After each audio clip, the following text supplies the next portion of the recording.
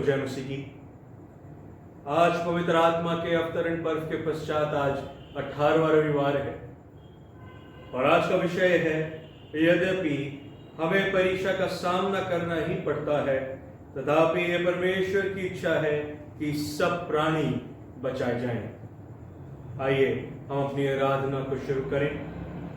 यहोवा का धन्यवाद करना भला है, हे परम प्रधान तेरे नाम का भजन गाना, प्रातःकाल को तेरी करुणा और प्रति रात तेरी सच्चाई का प्रचार करना, 10 तार वाले बाजे और सारंगी पर और वीणा पर गंभीर स्वर से गाना भला है, क्योंकि हे यहोवा तूने मुझको अपने काम से आनंदित किया है और मैं तेरे हाथों के कामों के कारण जय जयकार करूंगा।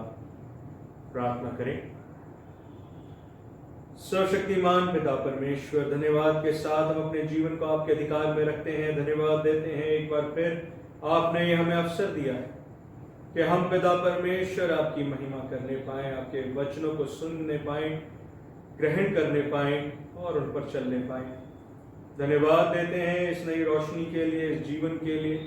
धन्यवाद देते हैं प्रभु आपके अद्भुत कार्यों के लिए जिनकी हम गिनती अपने जीवन में नहीं कर सकते। धन्यवाद देते हैं क्योंकि आपने सच में हमें अपने नाम की बढ़ाई के लिए तैयार किया है। पिता परमेश्वर, आपने हमसे प्रेम किया है, वही प्रेम जो कभी टलने का नहीं।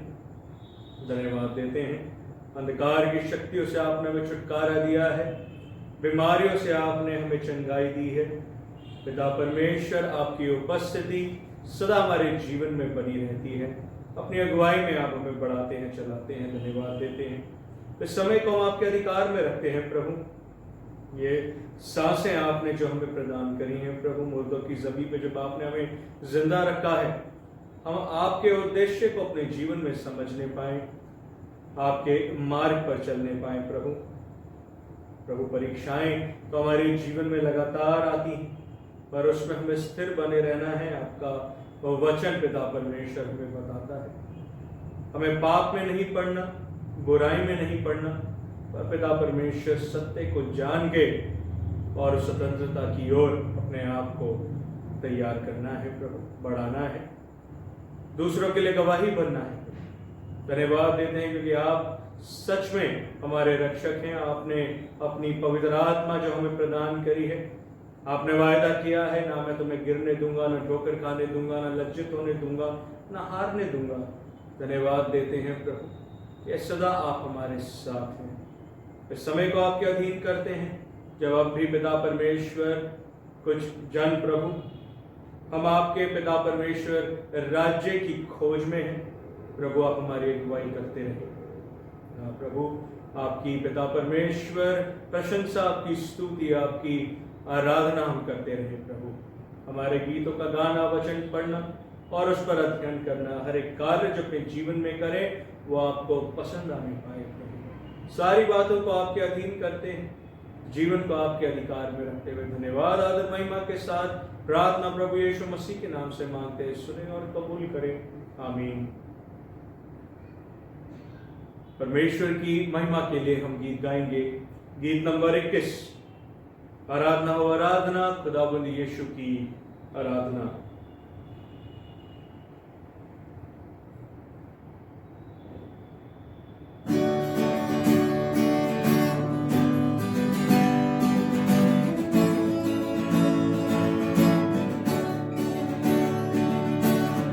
आराधना हो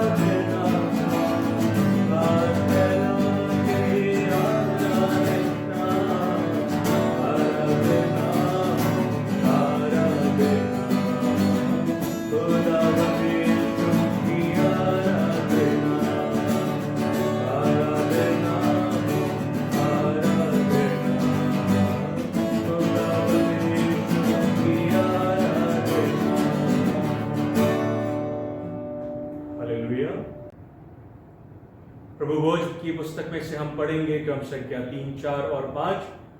प्रभु यीशु मसीह का अनुग्रह, परमेश्वर का प्रेम और पवित्र आत्मा की सहभागिता आप सबके साथ हो।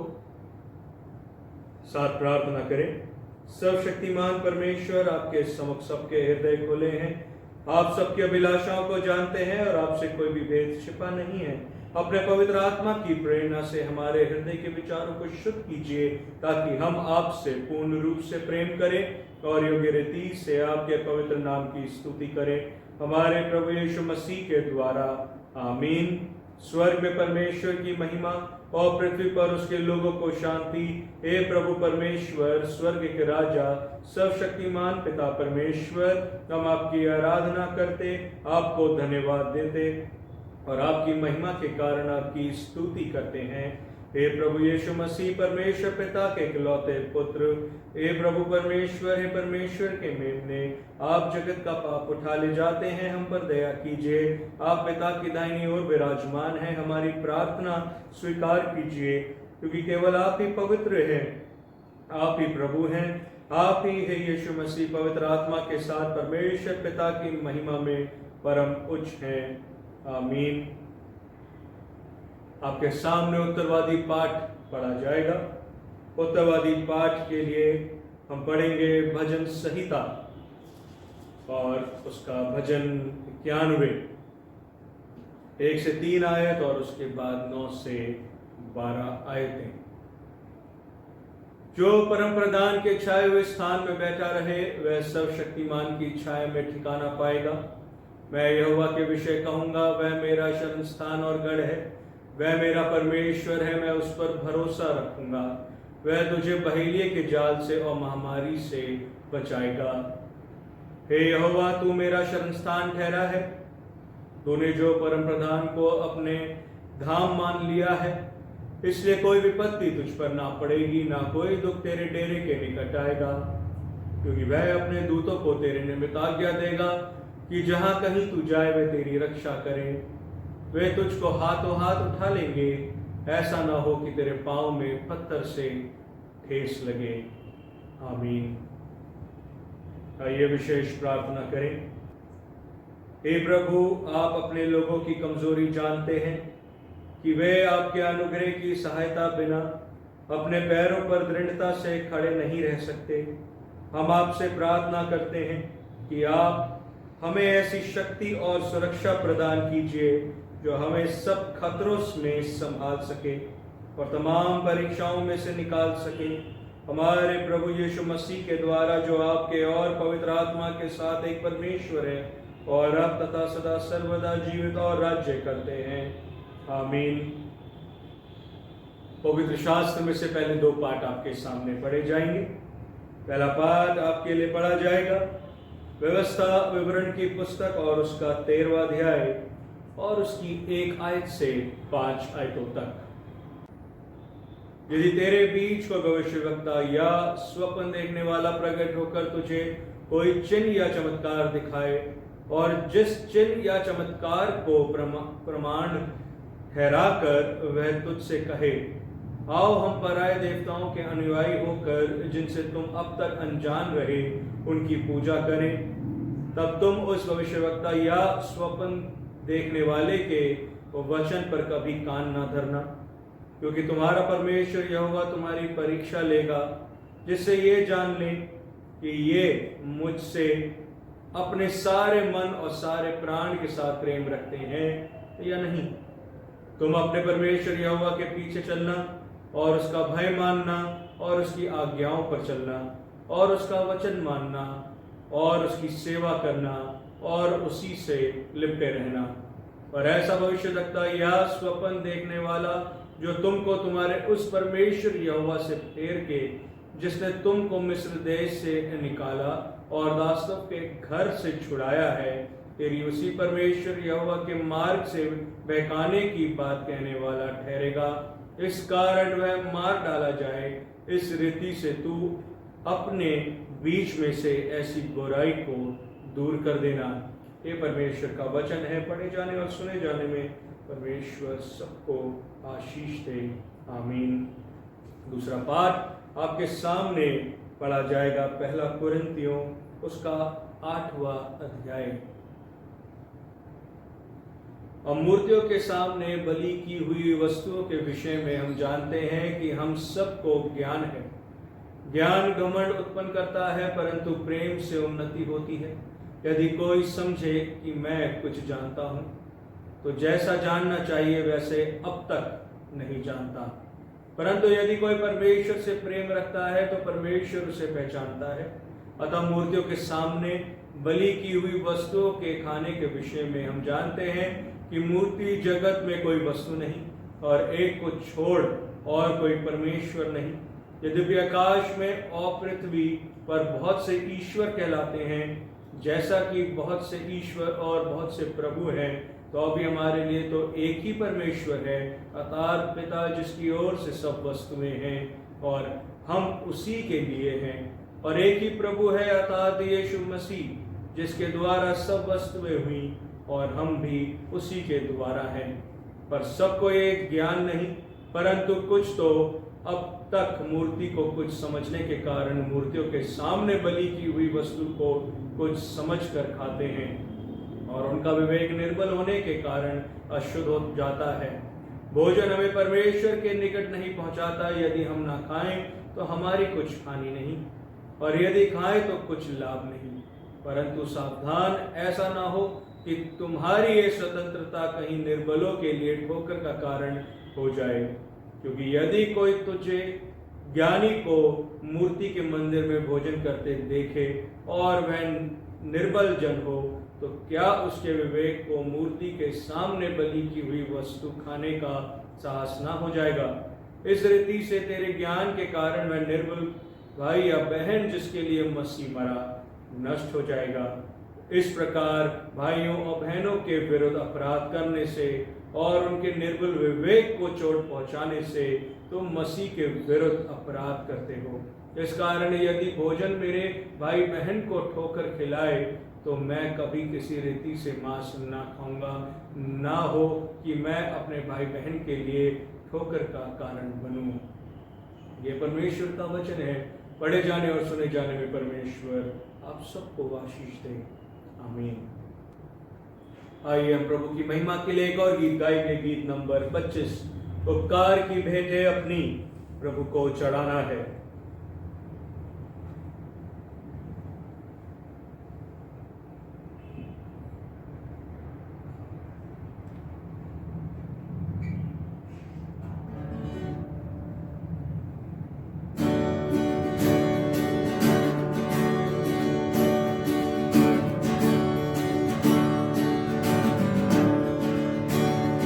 उपकार की भेंटें अपनी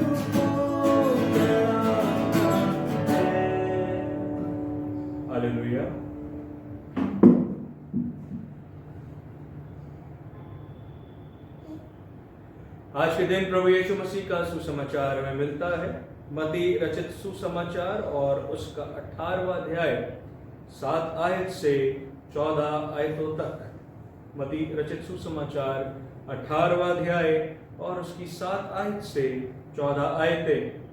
हे क्रिस्त यीशु आपकी महिमा हो। ठोकरों के कारण संसार पर हाय, ठोकरों का लगना अवश्य है, पर हाय उस मनुष्य पर जिसके द्वारा ठोकर लगती है। यदि तेरा हाथ या तेरा पांव तुझे ठोकर खिलाए तो उसे काट कर फेंक दे। टुंडा या लंगड़ा होकर जीवन में प्रवेश करना तेरे लिए इससे भला है कि 2 हाथ या 2 पांव रहते हुए तू अनंत आग में डाला जाए। यदि तेरी आंख तुझे ठोकर खिलाए तो उसे निकाल कर फेंक दे। काना होकर जीवन में प्रवेश करना तेरे लिए इससे भला है कि 2 आंख रहते हुए तू नरक की आग में डाला जाए।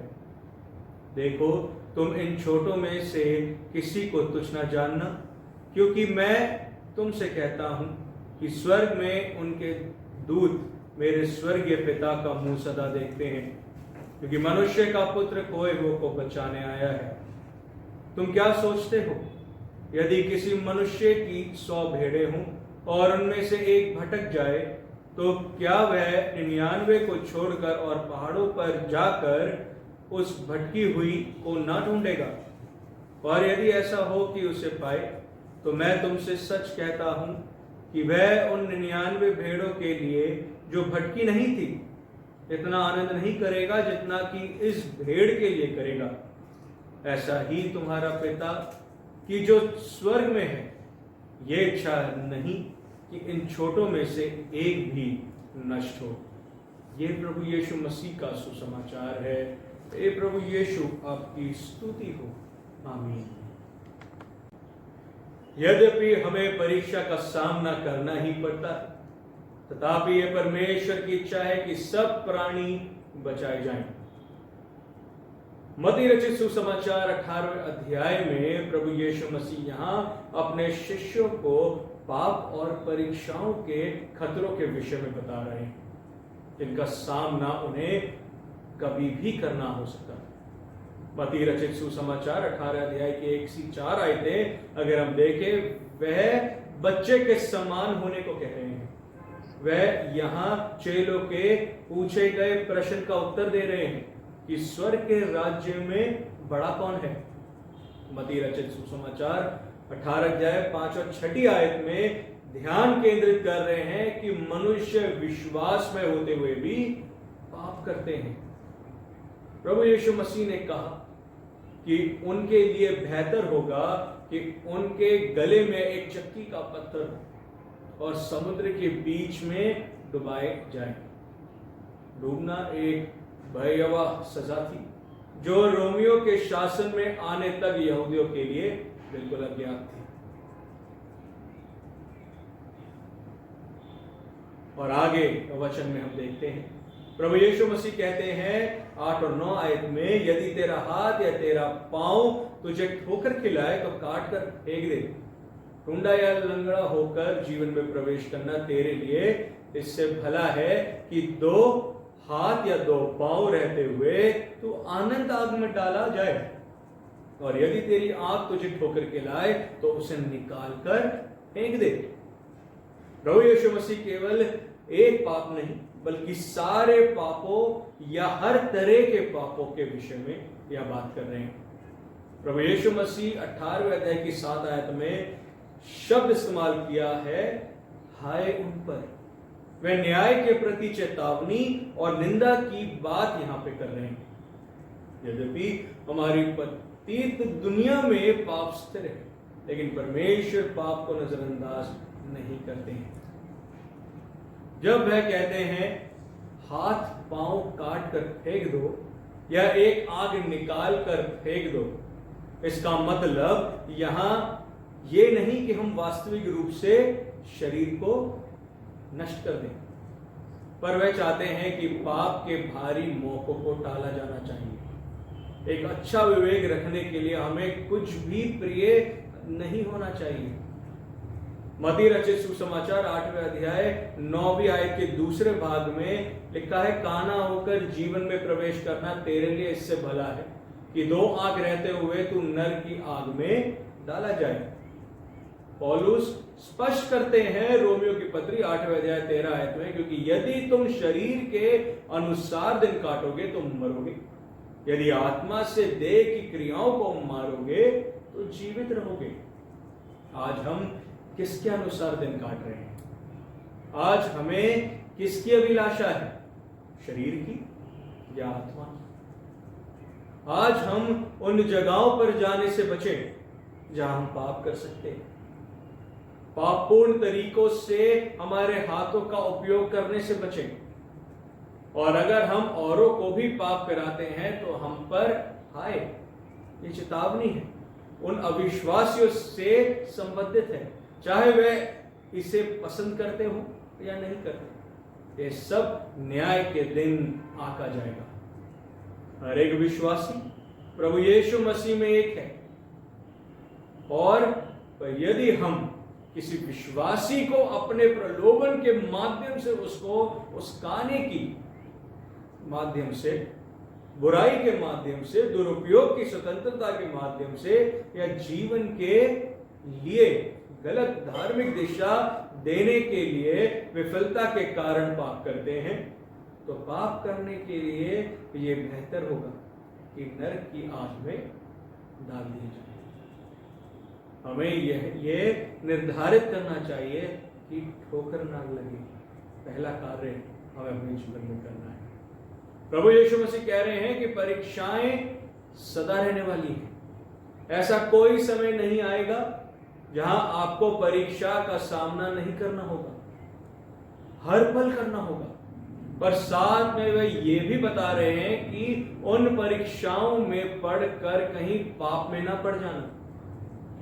प्रभु यीशु मसीह कह रहे हैं, परीक्षा में दोषी भी मत बन जाना। अगर आप परीक्षा में दोषी बनते हैं तो इसके जिम्मेदार केवल आप हैं। हमें अपने जीवन में अपने ठोकर का कारण नहीं बनना है। परीक्षा में ठोकर का कारण, या विश्वास में ठोकर का कारण, या किसी के लिए ठोकर का कारण नहीं बनना है। लय व्यवस्था की पुस्तक 19 अध्याय 14वीं आयत में लिखा है, बहरे को शाप ना देना और ना अंधे के आगे ठोकर रखना, और अपने परमेश्वर का भय मानना, मैं यहोवा हूं। सोचना है, क्या कोई आपके जीवन में आपके लिए ठोकर का कारण बना है, या आप किसी के लिए ठोकर का कारण बने? उसके लिए ध्यान देना है कि हमें अपने लिए ठोकर ना बने। उसके लिए ध्यान देना है कि हम अपने लिए ठोकर ना बने। दूसरी बात, हम अपने लिए ठोकर ना बने। एक चेतावनी है परीक्षाओं में स्थिर बने रहने के लिए। हम क्या कर रहे हैं? हम परीक्षाओं में हार रहे हैं क्योंकि हमारी सांसारिक अभिलाषाएं बहुत हैं। परीक्षा को पार करके हम प्रभु यीशु मसीह के नजदीक पहुंच सकते हैं, पर परीक्षा में हार के प्रभु से उतना ही दूर होते जाएंगे।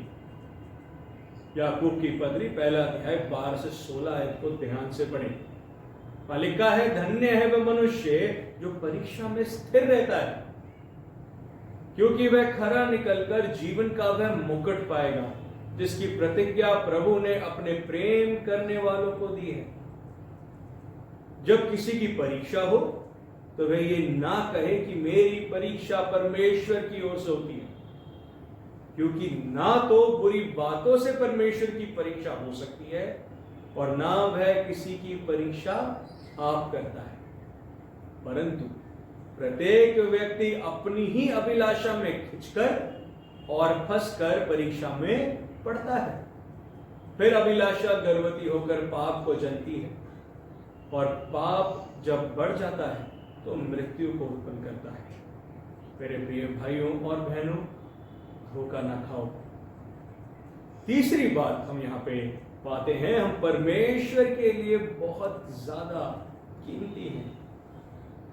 हम बेशक परीक्षा में खरे नहीं उतरते और भटक जाते हैं, पर वह हमें कभी नहीं भूलता। वह 99 को छोड़ के उस एक की भी चिंता में सदा रहता है।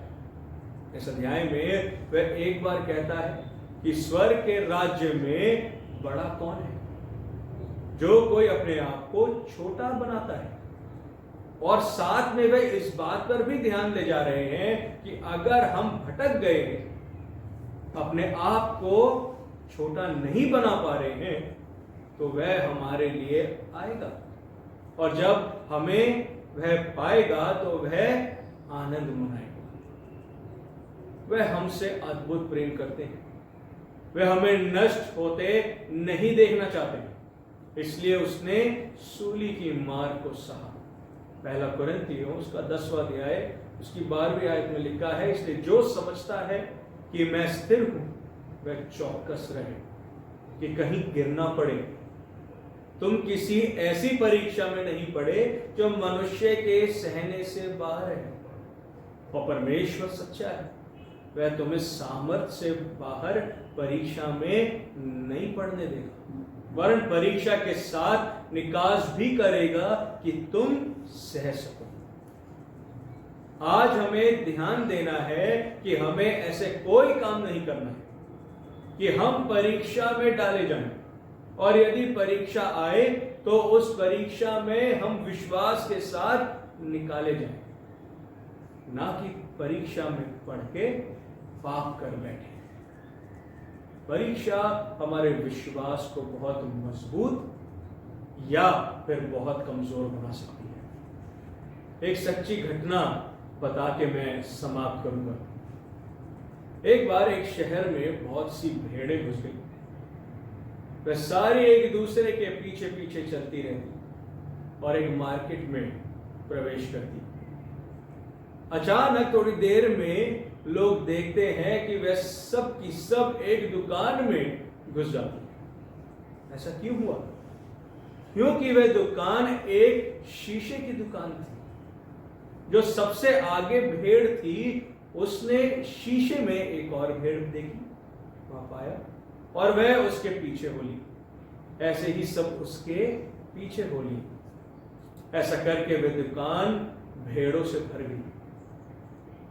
ऐसा क्यों हुआ? ऐसा इसलिए हुआ क्योंकि उन भेड़ों का कोई चरवाहा नहीं था, उनके आगे चलने वाला कोई नहीं था, और वह भटक गई। मेरे भाइयों और बहनों, हमारे आगे चलने वाला सदा हमारा प्रभु यीशु मसीह है, जिसने हमारे लिए मार्ग तैयार किया है। वह एक ऐसा चरवाहा है जो एक एक भेड़ की रक्षा करता है, नष्ट नहीं होने देना चाहता है। हमें केवल उसके पीछे चलना है।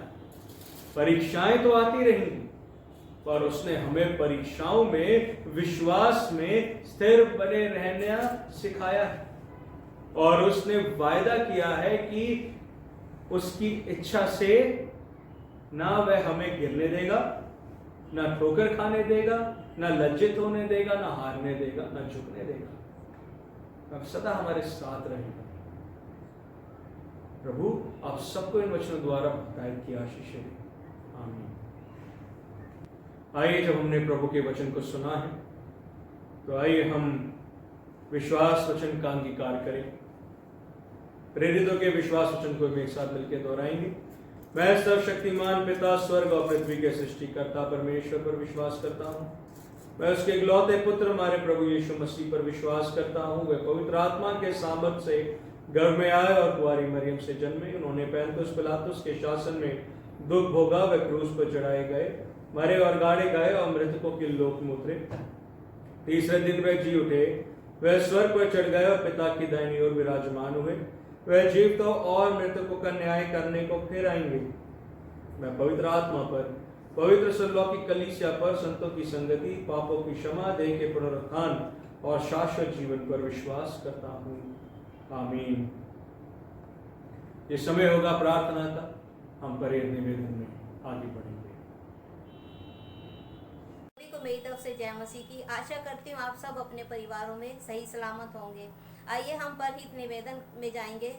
हम समस्त मानव जाति के लिए प्रार्थना करें और अपनी प्रार्थनाओं को प्रभु यीशु मसीह के निरंतर निवेदन के साथ अर्पित करें। हे पिता, हम प्रार्थना करते हैं कि समस्त संसार में न्याय और शांति स्थापित हो और प्रत्येक व्यक्ति भरपूर जीवन प्राप्त करे। हे दयावान प्रभु, हमारी प्रार्थना सुनिए। उन सब लोगों के लिए जो इस नगर गांव में रहते हैं, उन सब बातों को दूर करने के लिए जिनसे आपसी फूट और झगड़े होते हैं, और हमारे देश में सच्ची एकता की बढ़ती के लिए हे दयावान प्रभु, हमारी प्रार्थना सुनिए।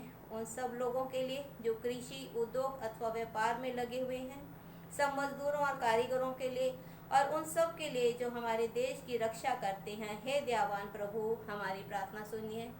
अध्यापकों, शास्त्रों, वैज्ञानिकों, लेखकों और कलाकारों और उन सब व्यक्तियों के लिए जो अन्य लोगों के विचारों और भावनाओं को प्रभावित करते हैं, हे दयावान प्रभु, हमारी प्रार्थना सुनिए। उन सब लोगों के लिए जो दुखी हैं, बेरोजगार हैं, भूखे प्यासे हैं, दरिद्र और दलित हैं, बीमार और मरणासन हैं, और उन सब व्यक्तियों के लिए जो ऐसे लोगों की सेवा और सहायता करते हैं, हे दयावान प्रभु, हमारी प्रार्थना सुनिए।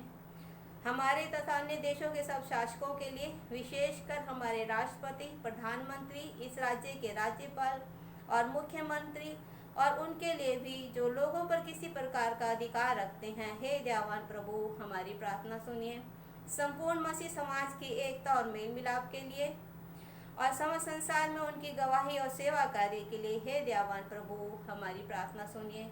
भारत में आपकी समस्त कलीसिया के लिए, उसकी परिषदों तथा अगुओं, विशेषकर हमारे प्रमुख धर्माचार्य, दक्षिण भारत की कलीसिया के प्रमुख धर्माचार्य, मार्थोमा कलीसिया के मेट्रोपॉलिटन, हमारे धर्माचार्य, हमारे पुरोहित और आपकी कलीसिया के सब अन्य धर्म सेवकों के लिए कि वे सच्चाई और लगन से आपकी सेवा करें, हे दयावान प्रभु, हमारी प्रार्थना सुनिए। ये वर दे कि आपके उन सब भक्तों के साथ जिन्होंने अपने जीवन में सच्चाई से आपकी सेवा की है, हम भी आपके राज्य के शाश्वत जीवन में संभागी हो सके, हे दयावान प्रभु, हमारी प्रार्थना सुनिए। हम प्रार्थना में बने रहेंगे। दयालु पिता परमेश्वर, मैं आपसे विनती करती हूँ, आपका धन्यवाद करती हूँ पिता परमेश्वर, इस सुंदर समय के लिए जो आपने हमें दिखाया। सच में दयालु पिता परमेश्वर, आपने हमें इस काबिल समझा था कि हम ये समय देख पाते, इसके लिए हम तहे दिल से आपका धन्यवाद करते दयालु पिता परमेश्वर। धन्यवाद करते पिता परमेश्वर कि आपने अब तक हम सबको संभाल के रखा, अपनी पनाह में रखा पिता परमेश्वर। इन सब के लिए हम तहे दिल से आपका धन्यवाद करते और विनती करते दयालु पिता परमेश्वर, जैसे आपने अब तक हम सबको संभाला पिता परमेश्वर, आगे भी आप हमें संभाल के रखेगा, हमें अपनी पनाह में रखेगा पिता परमेश्वर। हर प्रकार की बीमारी और तकलीफ हमें बचा के रखेगा दयालु पिता परमेश्वर। दयालु पिता परमेश्वर, प्रार्थना करती हूँ पिता परमेश्वर आपसे, छोटे बच्चों के लिए जो अपने अपनी पढ़ाई में लगे पिता परमेश्वर, उनकी पढ़ाई में उनकी मदद और सहायता कीजिए पिता परमेश्वर, ताकि पिता परमेश्वर वो पढ़ें, समझें और अपनी परीक्षा में अच्छे अंगों से पास होते चले जाएं और आगे बढ़ते चले जाएं। दयालु पिता परमेश्वर, प्रार्थना करती हूँ उन सब बच्चों के लिए जिनके एग्जाम चल रहे हैं दयालु पिता परमेश्वर, और जिनके होने वाले पिता परमेश्वर, उनकी भी आप मदद और सहायता कीजिए, होने दीजिए पिता परमेश्वर, कि वो भी अपनी परीक्षाएं अच्छे से दें पिता परमेश्वर और परीक्षाओं में पास हो जाए पिता परमेश्वर, होने दीजिए पिता परमेश्वर। एजुकेशन डिपार्टमेंट के लिए प्रार्थना करती हूँ पिता परमेश्वर कि वो इन बच्चों की सुरक्षा का पूरा ध्यान रखे, ताकि पिता परमेश्वर किसी प्रकार की मिस हैपनिंग ना होने पाए दयालु पिता परमेश्वर। दयालु पिता परमेश्वर, जितने भी मरीज जहाँ कहीं भी बीमार है पिता परमेश्वर, आप एक एक को छू के उन्हें चंगाई दीजिए, जो गम जद उन्हें शांति दीजिए, जो भूखे और प्यासे उन्हें रोटी और पानी दीजिए पिता परमेश्वर, जो सफ़र में है उन सब को उन सब की रक्षा हिफाजत कीजिए और उन्हें सही सलामत उनकी मंजिल पर पहुंचा दीजिए पिता परमेश्वर। प्रार्थना करती हूँ जितने प्रचारक पिता परमेश्वर आपके नाम का प्रचार कर रहे हैं, उन सब के साथ रहिए, उन्हें ही इतनी हिम्मत और शक्ति दीजिए दयालु पिता परमेश्वर की वो हर एक कठिनाई का सामना करते हुए आपके नाम का प्रचार करते चले जाए, ताकि दूर दूर तक पिता परमेश्वर आपके नाम का प्रचार हो पिता परमेश्वर। हर घुटना पिता परमेश्वर आपके आगे झुकने पाए पिता परमेश्वर। दयालु पिता परमेश्वर, प्रार्थना करती हूँ आपसे प्रभु, आप जानते हैं संसार में एक महामारी फैली हुई है, विनती करते दयालु पिता परमेश्वर कि होने दीजिए इसका प्रकोप जल्द से जल्द खत्म हो जाए पिता परमेश्वर। दयालु पिता परमेश्वर, विनती करती हूँ जो भी साइंटिस्ट इसकी वैक्सीन तैयार करें पिता परमेश्वर, आप उनकी मदद और सहायता करिए पिता परमेश्वर, क्योंकि मैं जानती हूँ आपकी सहायता के बगैर कुछ नहीं हो सकता। होने दीजिए वो वैक्सीन जल्द से जल्द आ जाए, ताकि इस बीमारी से पिता परमेश्वर छुटकारा हासिल किया जा सके पिता परमेश्वर। दयालु पिता परमेश्वर, आप जानते हैं हमारे देश में जो कुछ भी चल रहा है। दयालु पिता परमेश्वर, विनती करती पिता परमेश्वर, होने दीजिए कि आप लोगों को एक दूसरे को माफ़ करने की, एक दूसरे को बर्दाश्त करने की हिम्मत और शक्ति दीजिए, ताकि पिता परमेश्वर लोग एक दूसरे को दिल से माफ़ कर सके पिता परमेश्वर, ताकि ये जो कुछ भी हो रहा है वो सब कुछ ना होने पाए पिता परमेश्वर। दयालु पिता परमेश्वर, प्रार्थना करती हूँ उन लोगों के लिए जो कोविड से ग्रस्त है पिता परमेश्वर, उन्हें छू के उन्हें आप चंगाई प्रदान कीजिए दयालु पिता परमेश्वर। उनके परिवार वालों को इस बीमारी से बचा के रखिए दयालु पिता परमेश्वर। विनती करती पिता परमेश्वर, जो लोग ऐसे मरीजों की सेवा सहायता कर रहे हैं उनको भी पिता परमेश्वर इस बीमारी से बचा के रखिएगा, उनको अपनी बरकत से मालामाल कीजिएगा दयालु पिता परमेश्वर। खासतौर से प्रार्थना करते हैं अपने बॉर्डर के लिए, आप जानते पिता परमेश्वर वहाँ तनाव बना हुआ है। विनती करती पिता परमेश्वर, होने दीजिए वो तनाव जल्द से जल्द खत्म हो जाए, ताकि पिता परमेश्वर किसी प्रकार की अनहोनी ना होने पाए, कोई युद्ध की संभावना ना बचे पिता परमेश्वर। दयालु पिता परमेश्वर, मेरी छोटी सी विनती को सुनिए, स्वीकार कीजिए, आपके प्यारे मीठे नाम से मांगती हूँ, आमीन। आइए हम सब एक साथ इकट्ठे पढ़ेंगे। हे स्वर्गीय पिता, अपने राज्य को शीघ्र प्रकट कीजिए और हमारी इन प्रार्थनाओं को सुनिए। हम आपके पुत्र, अपने प्रभु और उद्धारकर्ता यीशु मसीह के नाम से मांगते हैं, आमीन। जय मसीह की। आइए हम प्रभु की प्रार्थना एक साथ मिलकर कहें। हे हमारे स्वर्गीय पिता, आपका नाम पवित्र माना जाए, आपका राज्य आए, आपकी इच्छा जैसे स्वर्ग में पूरी होती है वैसे पृथ्वी पर भी हो। आप हमारे दिन भर की रोटी आज हमें दीजिए। आप हमारे अपराधों को क्षमा कीजिए जैसे हमने अपने अपराधियों को क्षमा किया है। आप हमें परीक्षा में मत डालिए परंतु बुराई से बचा लीजिए, क्योंकि राज्य, पराक्रम और महिमा अब और सदा सर्वदा आप ही के हैं, आमीन। परमेश्वर की शांति जो सारी समझ से परे है, परमेश्वर के और उसके पुत्र हमारे प्रभु यीशु मसीह के ज्ञान और प्रेम में आपके हृदय और विचारों को सुरक्षित रखे, और सर्वशक्तिमान परमेश्वर पिता, पुत्र और पवित्र आत्मा की आशीष आप पर हो और आपके साथ सदा सर्वदा बनी रहे, आमीन। सबको जय मसीह की।